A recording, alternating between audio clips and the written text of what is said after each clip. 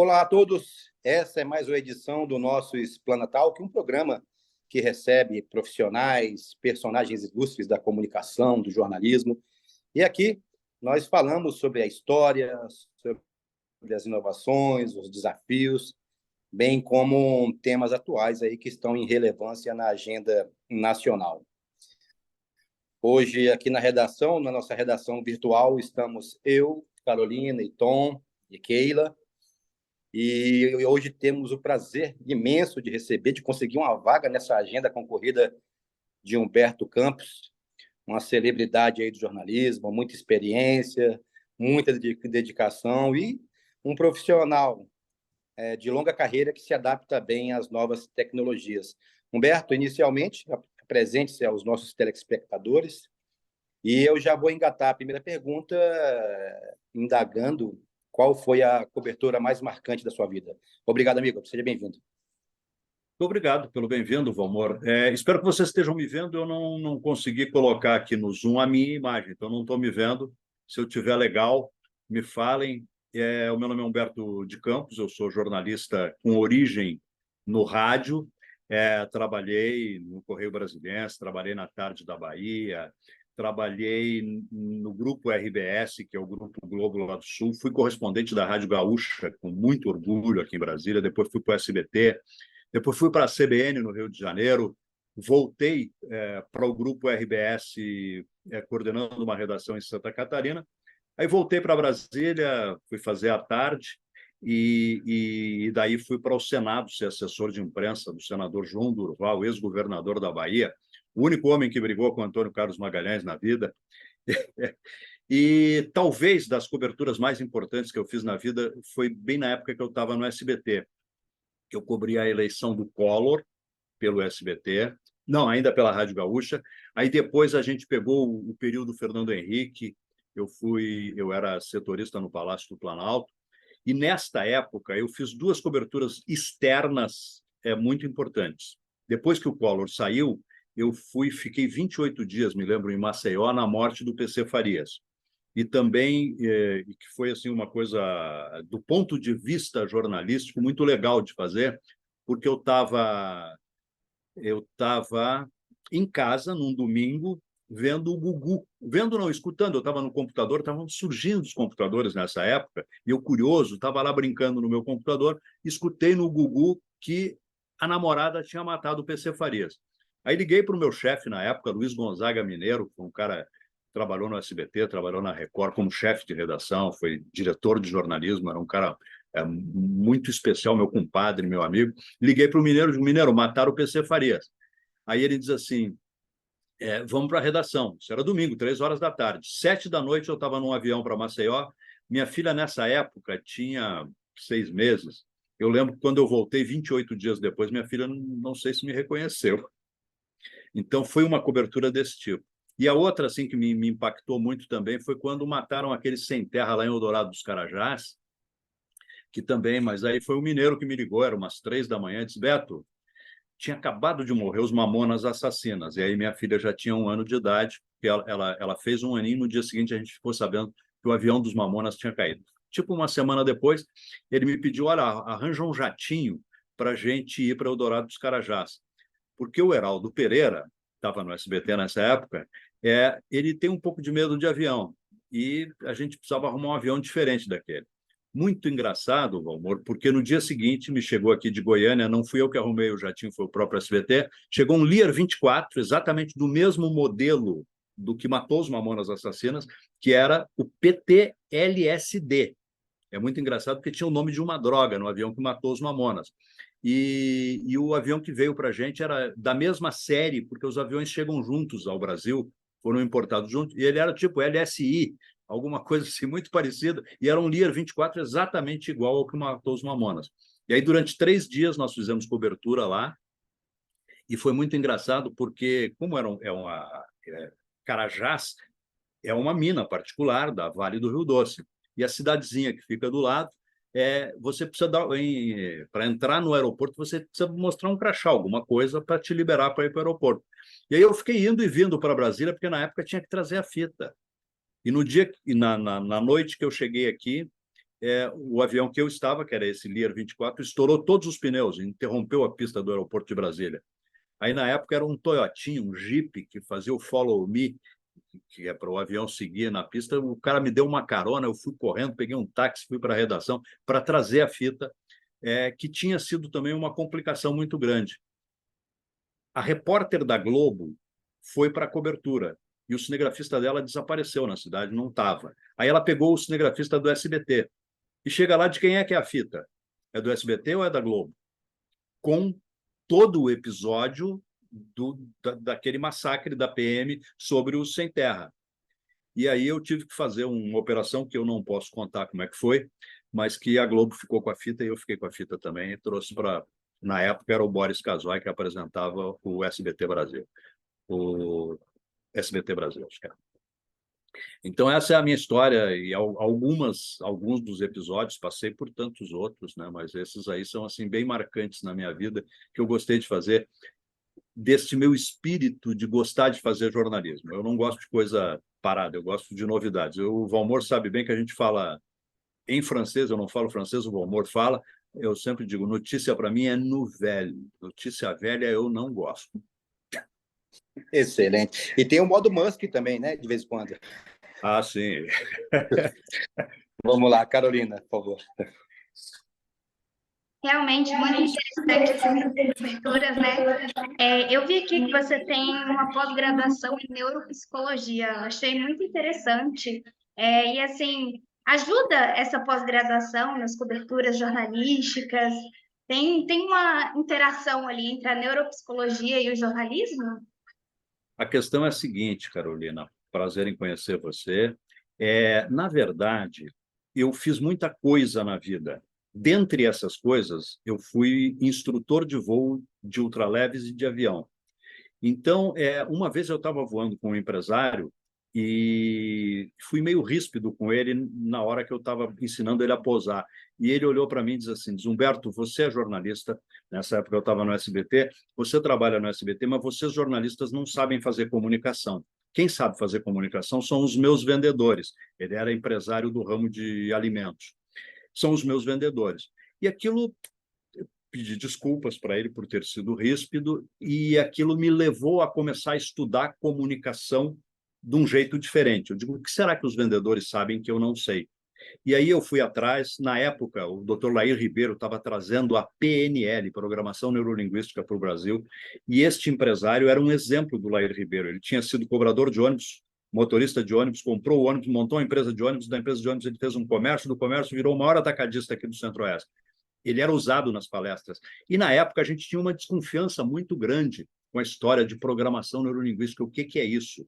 Aí eu fui atrás, descobri quem foram os caras que estabeleceram este tipo de linguagem e as pessoas que eles foram atrás, que era a Virginia Satir, uma terapeuta de casais dos Estados Unidos, Fritz Perls, que é um grande psiquiatra norte-americano, e um cara chamado Milton Erickson, que era um médico que tinha tido paralisia infantil e que havia criado um novo tipo de hipnose, que ele chamava de hipnose conversacional. Milton Erickson era paralítico, ele não podia hipnotizar ninguém, porque quando você vê no teatro, esses caras que hipnotizam, a pessoa está de pé, ela entra em transe e pode cair. Então, o hipnoterapeuta precisa dar segurança para a pessoa. E aí eu fui descobrindo algumas coisas, que grandes frases dos vendedores, a forma como os vendedores abordam o cliente, aprender a ouvir quem é o nome da pessoa, tá, Carolina? E essas coisas foram me impressionando, e eu passei a utilizar isso no rádio. E aí eu comecei a entender uma coisa que eu acho que é extremamente importante para todos nós que somos jornalistas e comunicadores e que não nos ensinam na faculdade. E eu tive que aprender e acabei usando isso. Isso que me levou, então, para responder a tua pergunta, basicamente, à neuropsicologia, porque é uma coisa que tem a ver com o nosso cérebro, com a nossa forma de entender as coisas. Quando eu faço comunicação, eu digo uma frase, eu conto uma história, mas cada pessoa, cada um dos telespectadores, dos ouvintes, dos leitores, vai entender do seu jeito. E foi isso que eu aprendi. Comunicação não sou eu. Comunicação é o que a outra pessoa entende. e várias pessoas vão entender de várias formas. Depois eu fui aprender uma história sobre valores. Tem gente que acha que valor é dinheiro, tem gente, artista acha que valor é sucesso, tem gente que honestidade é... Cada pessoa reage de um jeito, e eu fui aprender isso. E no rádio eu usei uma coisa da neurolinguística que é muito interessante. Cada pessoa, cada aluno numa sala de aula, e aí a gente descobre por que a gente não aprende, cada um entende o mundo de uma forma. E esses caras lá, os da neurolinguística, determinaram que algumas pessoas usam uma linguagem visual. Fotógrafos, cinegrafistas de TV, entendem o mundo pelo que elas veem. Outras pessoas entendem o mundo pelo que elas ouvem. E umas últimas pelo que elas sentem. São as sinestésicas. E aí eu comecei a estudar isso e gostei muito, que eu usava no rádio contar histórias visuais para as pessoas visuais, contar histórias auditivas para pessoas auditivas e contar histórias sinestésicas para as pessoas sinestésicas. Só para dar um exemplozinho rápido para vocês, o sinestésico é o que tem menos. Normalmente, grande parte da população, das pessoas, é visual. E a nossa escola não nos ensina direito, porque ensina todo mundo como visual e tem uns que vão ser auditivos e outros sinestésicos. O senador Pedro Simon, e o Valmor sabe disso, a gente fez muitas coberturas no Congresso Nacional. Toda vez que ele discursava, o senador Pedro Simon balançava muito as mãos, fazia discursos muito inflamados. E eu não conseguia entender por que, quando ele dava entrevista para a gente, ele falava muito baixinho. Aí, depois que eu estudei essa história, eu entendi que o sinestésico, a pessoa precisa sentir, e ele, ao gesticular com as mãos, ele conseguia crescer o discurso dele. Mas quando ele ia nos dar entrevista, ele falava bem baixinho. E o sinestésico fala baixinho, Carolina, porque ele precisa que as pessoas o abracem, porque as pessoas... Então a gente chegava todo aquele monte de repórteres, e o Valmor sabe como é que isso funciona, né? Vocês devem saber, a gente, todos aqueles repórteres pertinho dele, porque ele falava baixinho. E eu achei muito interessante isso. Isso fez que aumentasse o meu poder de ser radialista. Então, acho que talvez tenha te respondido. E, principalmente, eu gostei de fazer isso quando eu estava no rádio. E a televisão é exatamente isso. A televisão cria para as pessoas, porque quando você faz uma reportagem, você quer um personagem. Primeiro, para contar uma história. E segundo, porque você precisa mostrar para a pessoa as imagens daquele acontecimento. Então, a TV nos aproxima um pouco mais desta comunicação que é melhor. O cinema ainda está procurando o cheiro, ainda não conseguiu chegar. Mas no cinema, a linguagem dos caras que fazem cinema é muito próxima disso. Desculpem ter me estendido, gente. É um assunto que eu gosto muito. E aí eu fiz a pós-graduação em neuropsicologia para entender justamente como é que o nosso psiquismo age quando a gente está comunicando. Ou quando interessantíssimo, uma verdadeira aula, realmente. Então... Oi, Humberto. Então, você comentou vários nomes importantes sobre coberturas que você fez e casos assim a eleição do Collor, eleição do FHC, passou por várias emissoras. Eu queria saber se em algum momento você pensou em parar, pensou em largar esse meio, você ficou com medo pela sua família ou por você mesmo. Bom, eu nunca tive medo, sempre gostei muito da aventura de ser jornalista. Mas houve um momento na minha vida em que eu, como eu também era piloto de avião, eu fui crescendo na aviação e cheguei a fazer o curso de piloto comercial. Só que a vida me deu um golpe. Este mesmo empresário que me disse que eu tinha sido ríspido com ele, que eu não sabia fazer comunicação, ele comprou um avião bimotor e eu pedi a ele para fazer a parte prática de voo no avião dele. E o piloto dele era instrutor, então eu podia fazer isso. Eu voei muito tempo com ele, eu estava numa época no SBT que eu fazia um trabalho para o departamento comercial. Flavinho Cavalcante, filho do velho Flávio Cavalcante, me levou para o departamento comercial, eu tinha saído do jornalismo, e eu trabalhava só quinta-feira. Eu ia lá, gravava o que eu tinha que gravar, editava e entregava. E aí este empresário tinha um avião lá em Anápolis, eu pegava o carro aqui, 4 da manhã, 6 da manhã eu estava voando com eles. Um dia não teve o voo que eu queria, era um fim de semana, ele tinha uma fazenda, o outro piloto levou ele para a fazenda. E lá ele teve uma briga com alguém e o sujeito matou ele de tiro. E ele me dizia sempre, Gaúcho, se a gente faturar 100 milhões, eu vou mandar Fábio, que era o filho mais jovem, mais velho dele, que tinha 21 anos nessa época, vou mandar Fábio comprar um King Air para a gente na América. O King Air não é jatinho ainda, é um avião a hélice, mas é um turbo-hélice de 8 lugares, bem elaborado e tal. E aí mataram o cara e eu, nessa mesma época, Edgar Lisboa, outro colega nosso aqui de Brasília, me convidou para ir para a CBN no Rio, eu fui e acho que Deus disse que era para eu ser jornalista, não era para eu ser aviador. Né? Disso eu não morro. Tá bom, Tom? Então, eu pensei em parar por causa disso, pela minha paixão. E sempre gostei de fazer coisas que me apaixonem. Mas o Valmor sabe bem, eu sou apaixonado por escrever, eu sou apaixonado por falar e eu sou apaixonado por novidade. Então, para que eu vou querer outra coisa? Tá aí, cabra de coragem. Humberto, vamos lá, assim, você passou por várias gerações de jornalistas, por vários formatos, né? Você veio da época do jornal, que tinha todo um processo de fazer, ser impresso. Aí tivemos a transformação provocada pela internet avassaladora. Na sua avaliação, o que o jornalismo ganhou e o que o jornalismo perdeu com essa transformação? Valmor, eu tenho a impressão de que nós, jornalistas, somos os cocheiros das carruagens que, depois que veio o automóvel, perderam o emprego. Essa é a impressão que eu tenho hoje. Mas eu vim do jornalismo muito interessante. Como eu nasci numa cidadezinha chamada Canguçu, que fica no interior do Rio Grande do Sul. Hoje, Canguçu está razoavelmente conhecida porque tem os melhores azeites de oliva do país, estão sendo plantados lá. É um município que tem o maior número de minifúndios do país. É um município pequeno. Então, eu fui estudar em Pelotas, que é a cidade média mais próxima. E fiz faculdade, fiz Universidade Católica lá. E eu trabalhei no jornal Diário Popular.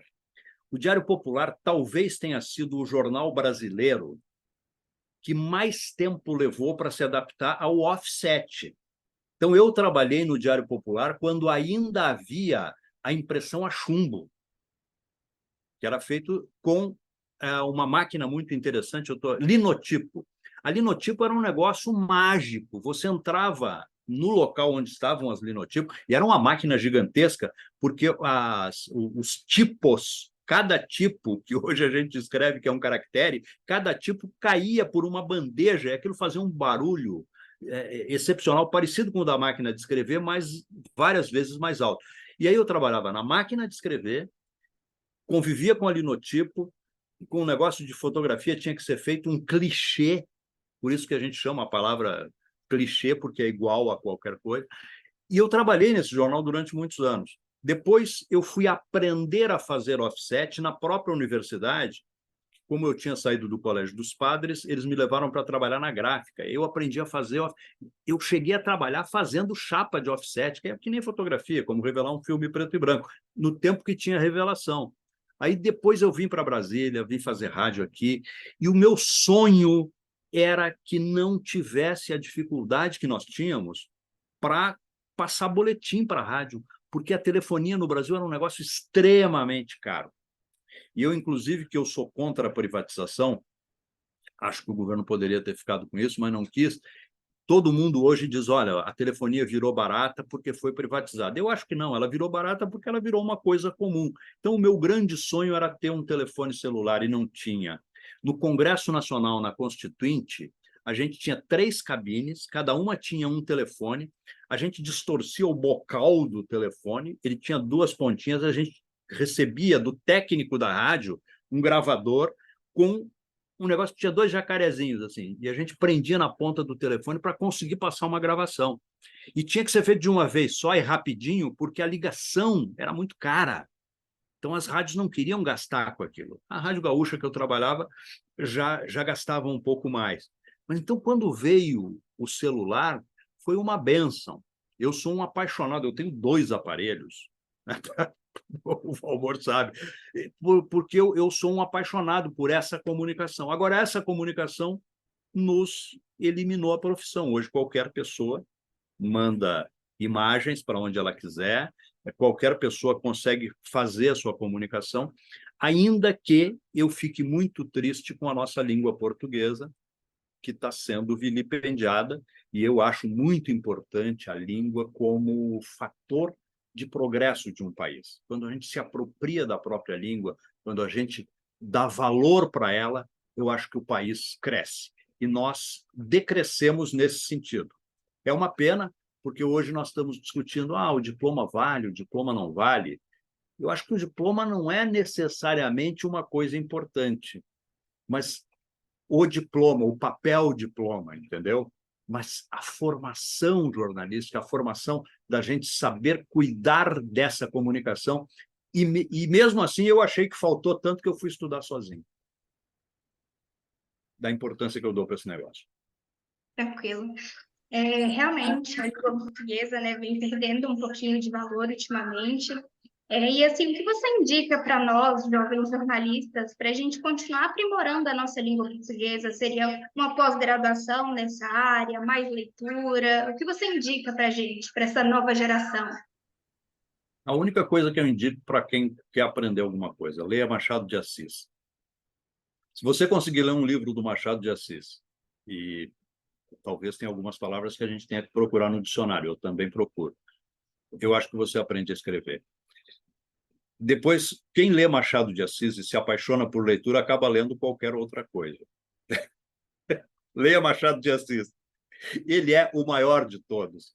É um sujeito que era filho de uma lavadeira, ele era uma impossibilidade. E engraçado, agora você me chamou a atenção para um negócio. Eu fui falar isso porque eu ouvi o professor Pasquale falando disso esses dias, que o Machado de Assis era uma impossibilidade e virou uma realidade.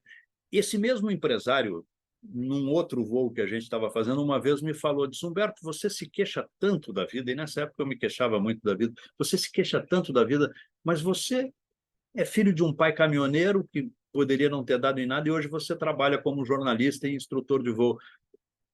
E eu não quero me sentir Machado de Assis, é claro, nunca conseguiria escrever as coisas fantásticas que ele escreveu, e numa época em que não se falava, e você perguntou por que eu fiz neuropsicologia, numa época que não se falava de psicologia, o cara já era um psicólogo. Você lê qualquer conto do Machado de Assis, é um tratado de psicologia, do íntimo das pessoas. Então, eu não tenho outro cara para indicar.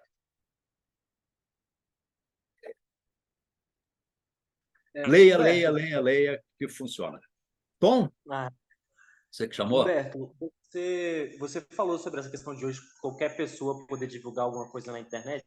Então, o que você recomendaria para nós, como jornalistas, para a gente se diferenciar dessas pessoas online? Para a gente poder manter a relevância, a importância da nossa profissão num meio onde qualquer pessoa pode, entre aspas, fazer o que a gente faz?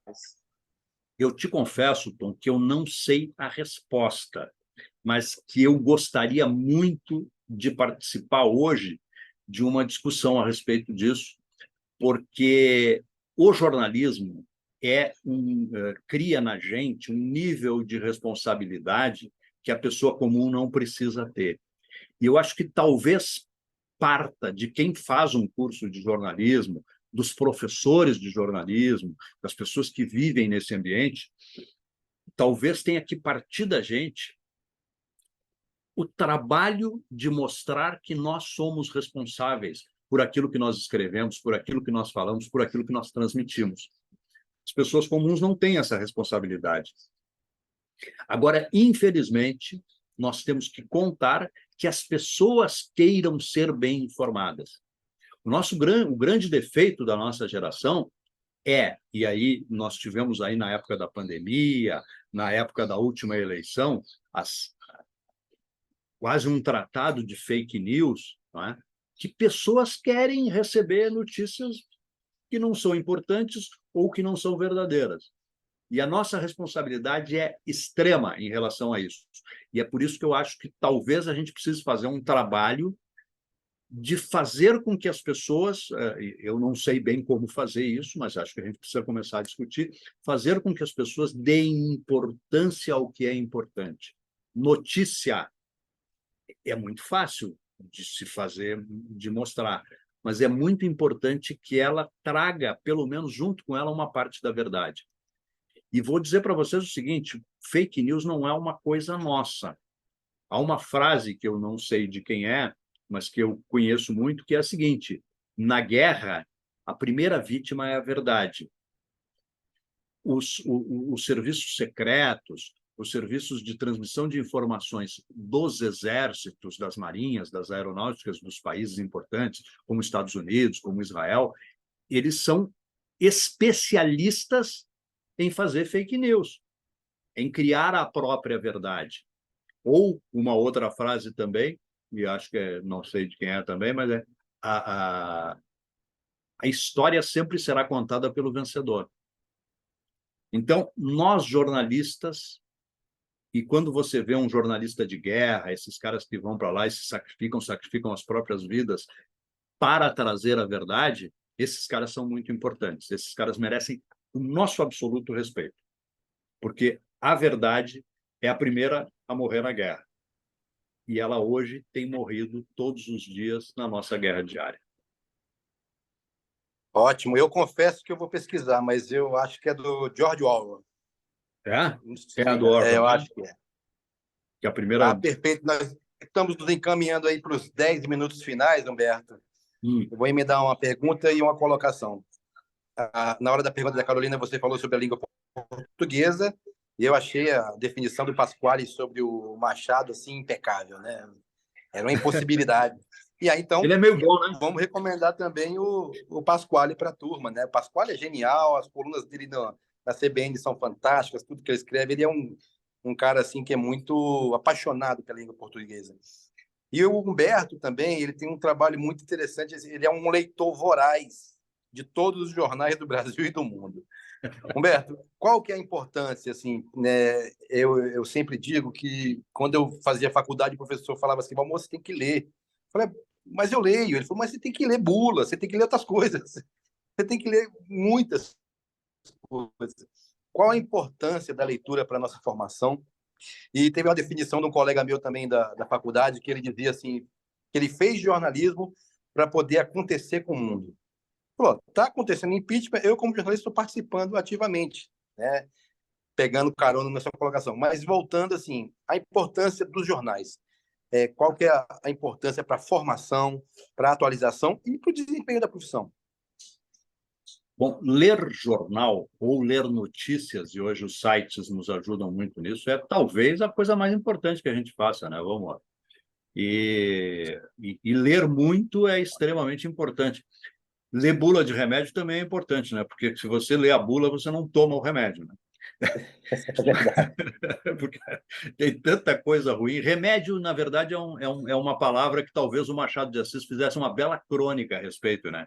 Remédio não cura, remédio remedeia, né? Os grandes laboratórios trabalham para remediar, porque eles vivem das pessoas doentes, né? Uma pequena observação a respeito. Mas a leitura é um negócio que eu acho fantástico. E eu comecei na leitura muito jovem. Eu entrei para o internato com 12 anos e quando você entra para o internato, a tua primeira função de trabalho lá dentro é escolher feijão. Aí depois você passa a lavar prato. Depois você passa, na hora do trabalho, a limpar o chão. Mas o meu sonho era ir para a biblioteca. E eu fui. Durante 4 anos eu fui bibliotecário do internato, onde eu estudei dos 12 aos 17 anos. E nesses 6 anos de período, a gente tinha horários para ter aula, depois tinha horário para estudar e tal, a gente ficava o dia inteiro lá. E a carteira era uma mesa que tinha uma tampa, então os livros ficavam escondidos lá dentro. Eu ia para a biblioteca, pegava 3, 4 livros, e em vez de estudar, eu lia. Eu estudei muito pouco na vida. Eu gostava, eu tinha bons professores que ensinavam bem a aula e eu não tinha problema de passar nas provas, mas eu lia. E eu confesso que até aproveitei pouco. Eu poderia ter lido com melhor qualidade se eu tivesse tido alguém para me orientar na época. Então, hoje eu sempre oriento o seguinte: quando alguém for ler, procure entender cada parágrafo, procure entender cada enunciado, cada coisa que o escritor, que o técnico, que o historiador quis dizer. Procure ser crítico na hora da leitura. É como você lê uma fake news e você sabe, poxa, essa notícia aqui não está batendo. Vamos pesquisar num outro lugar? No meu tempo, a gente tinha que pesquisar na Barça, nas grandes enciclopédias. E eu tive a satisfação de ter isso à mão.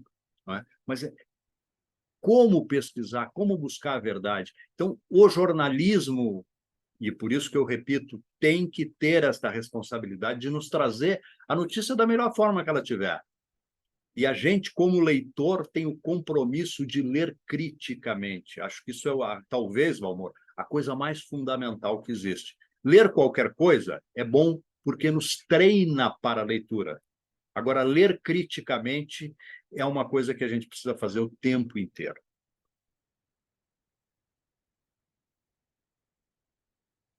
Parou por quê?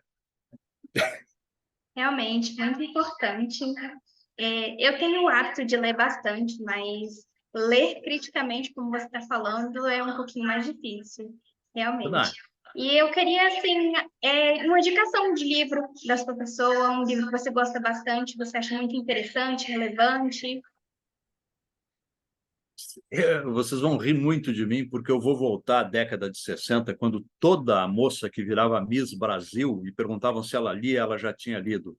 O livro da minha vida, por incrível que pareça, é O Pequeno Príncipe, do Antoine de Saint-Exupéry, por uma razão bastante simples. Primeiro, porque o meu primeiro professor de filosofia no internato, quando eu fui do primeiro para o segundo grau, e o internato de padre mesmo, eu ia ser padre.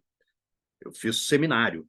E o professor de filosofia nos entregou O Pequeno Príncipe e disse: nós vamos interpretar este livro. E tinha um bocado de coisa, eu escrevi vários cadernos a respeito do Pequeno Príncipe, mas principalmente porque Saint-Exupéry era um aviador, um escritor francês, que no seminário a gente estudava francês também, então ele me encantou muito. E o outro livro dele, que eu acho fundamental, chama Terra dos Homens, onde ele conta a epopeia de um amigo dele que fez um pouso forçado nos Andes e ficou perdido uma semana. E aí ele, depois de um certo tempo, o cara, apesar de estar perdido, o cara caminhou 7 dias e 7 noites até conseguir ser resgatado por uns agricultores. E este cara conta algumas histórias fantásticas. A primeira delas, que me traz do Terra dos Homens, chamava Henri Guillaumet, esse amigo do Exupéry. Então, eles ficaram tentando procurar e uns guias que iam aos Andes diziam o seguinte: o inverno não nos devolve os homens. Mas esse Guillaumet, o avião dele caiu lá num determinado lugar, ele caminhou, foi se estropiando todo, e um dia ele disse assim: eu preciso morrer, mas a minha mulher não vai receber o seguro, porque na França a lei do seguro leva não sei quantos meses e ela vai ficar sem dinheiro. Então, eu preciso ir para um lugar onde eu morra e as pessoas, quando derreter a neve, me enxerguem. E aí ele caminhou mais 3 dias e 3 noites e foi recuperado. E aí ele diz uma frase para o Exupéry que vale para nossas vidas. É o primeiro passo e mais um passo que nos salva. Então, como jornalistas, como seres humanos, como pessoas, a gente sempre tem que dar mais um passo, ainda que ele seja difícil, ainda que ele seja doloroso, porque é esse passo que nos salva. Então, Exupéry tem razões 1000 para mim, mas ele escreveu coisas muito lindas, e o livro que eu gosto muito, e inclusive tenho ele em francês aqui, Valmor, Le Petit Prince. É um livro... Seria... Escritores brasileiros, gente, leiam Machado de Assis, leiam Paulo Mendes de Campos, leiam Carlos Drummond de Andrade, pelo amor de Deus, Érico Veríssimo, gente, dá para fazer uma lista, até Paulo Coelho. Tá ótimo. Humberto, nosso tempo, como nós colocamos, se encerrou. Muitíssimo obrigado por sua participação aqui, engrandecendo o nosso Hispanatalk. Conte conosco e merci, monsieur. Merci por moi, e agradecidíssimo por vocês terem me convidado e poder compartilhar um pouquinho do que a gente faz, do que a gente conhece, porque quando a gente fica com o cabelo branco assim, a gente tem que virar contador de histórias para que as histórias possam fazer sentido para as pessoas. Obrigadíssimo, foi um prazer enorme, Valmor, um prazer enorme, Tom, um prazer enorme, menina. Sejam crianças a vida inteira tenham esse espírito de aventura que o jornalismo nos proporciona. É muito legal. Beijo para todos. Obrigado, meu amigo. Abração. Obrigado.